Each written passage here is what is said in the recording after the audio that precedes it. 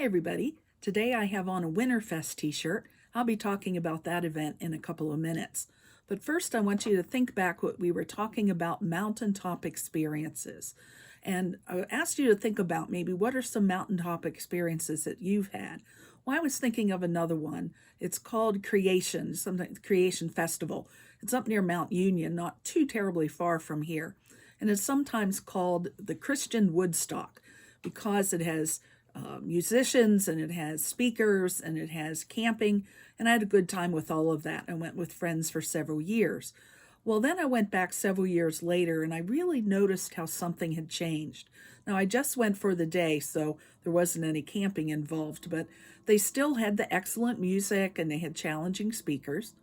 And when I got there, I found that the whole hillside that faces the stage was almost totally covered with tarps, saving spots for groups that evening.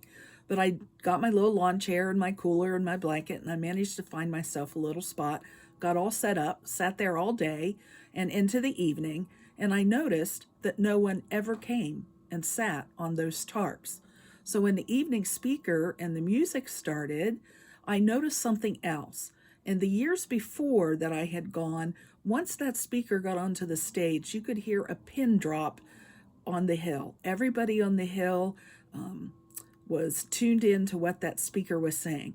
But that last time I went, almost everyone was there talking, just carried on their normal conversations, almost like that speaker wasn't there. And it didn't change much whenever the music started. People just kept up their conversations, talking louder to be heard over the music.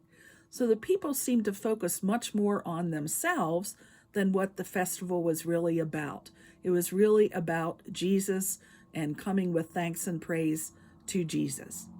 Now, Winterfest is often a mountaintop experience for youth here at St. Matthew, and for their adult leaders. And the last one I went to, I think, was maybe about 12 years ago. But I've heard, and I hope it's true, that people are much more attentive there. Sure, it can be a really fun time, but what is the focus?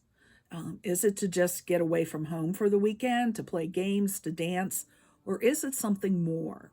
Now, we're going to be talking about the National Gathering more soon. The next gathering comes up in 2021.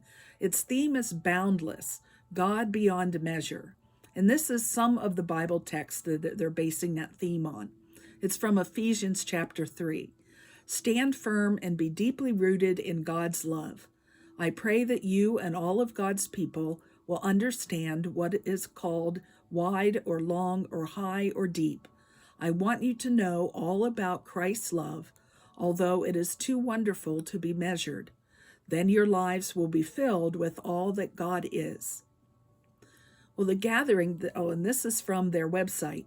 The gathering is a unique opportunity to invite young people into deeper relationship with a God whose possibilities are boundless.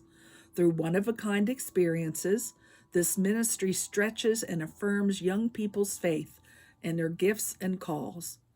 They experience the power of the Spirit within them that frees them to live in the grace of God's boundless love and Jesus Christ.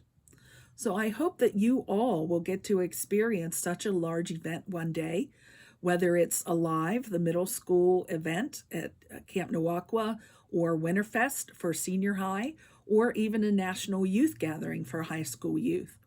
And I also hope you get to see how boundless God is, not only just at these large events. These large events remind us to see God is with us right here and now, even when we're alone. They are about giving you tools to take back home and to grow in your faith. Keep Jesus in your focus. He keeps you in his.